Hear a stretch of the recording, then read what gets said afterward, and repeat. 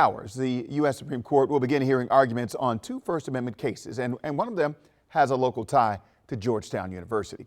Annie is following this story for us, and this case is a first for Georgetown Law. It is a first. It's historic, and it's being called the Battle of the Hoyas. This is the first time the advocates on both sides of a Supreme Court case are Georgetown law professors. Now, the case involves the National Rifle Association's fight against former New York regulator Maria Vullo.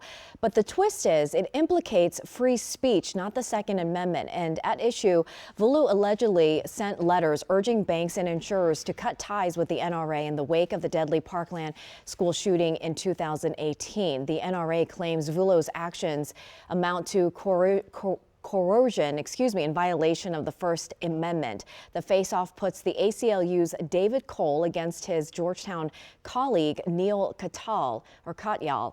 The duo has long worked together, both arriving at Georgetown in the 90s. Now, Georgetown is actually holding a listening party on campus today, and the school says that their portion of the arguments are likely to start around 11:30. So, Allison and Wisdom, of course, we will be watching this very closely, and lots of people talking about this historic case. Right, the historic matchup. All right, Annie, thanks so much.